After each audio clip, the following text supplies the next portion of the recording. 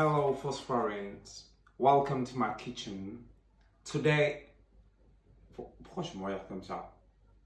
Non, j'essaye de diversifier un peu. Bon, salut mes phosphoriens, j'espère que vous allez bien. Alors aujourd'hui, je vais vous montrer comment clarifier un œuf. Je sais, dans la tête de certaines personnes, c'est en mode... C'est pas ça. Non, c'est pas ça. Le terme clarifier un œuf consiste à séparer le blanc du jaune. Donc, on casse l'œuf et ensuite, tac, et voilà. Là, t'as le blanc et là, t'as le jaune. C'est ça, clarifier un œuf. Aussi simple que ça.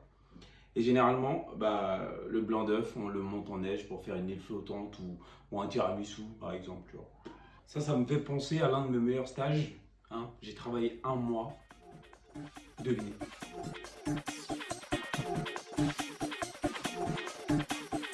Au Parlement de Londres, à Big Ben, l'horloge. J'ai travaillé là-bas pendant 1 mois. Incroyable.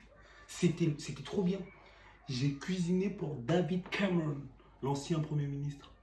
David Cameron. Je vous jure, je crois que vous n'avez pas bien compris. J'ai cuisiné pour le Premier ministre anglais, l'ancien quoi. C'est-à-dire qu'un jour j'ai cuisiné, il a mangé et il allait parler aux Anglais. C'est comme si moi aussi j'avais parlé aux Anglais, tu vois.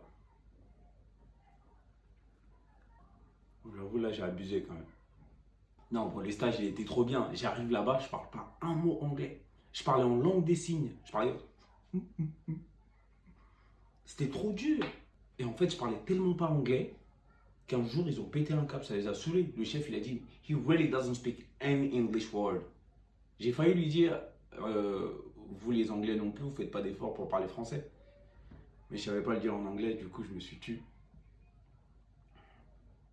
Là-bas, ils se moquaient de moi en me disant, ouais, vous les Français, vous mangez des pâtes de grenouille.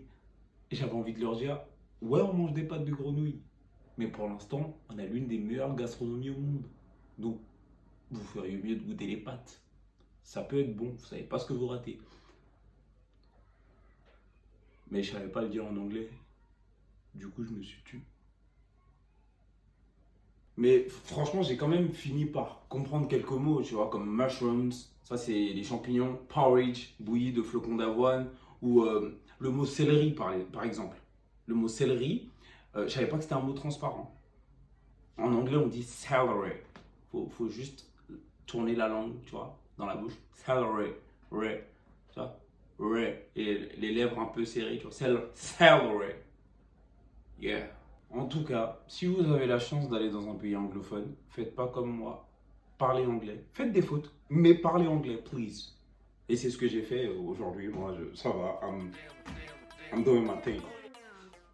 Et pour les autres, quand vous regardez des séries, mettez les sous-titres en VO. Hein. C'est déjà un petit voyage, tu vois. C'est déjà un pas vers la langue, vers l'international. Bon, dites-nous dans les commentaires vos astuces pour apprendre l'anglais. Hein. On va partager tout ça. L'objectif, c'est d'être bilingue avant la fin de l'année. Yeah, we will do that. We will do that, right? Yes. Put in the comments and we're gonna see.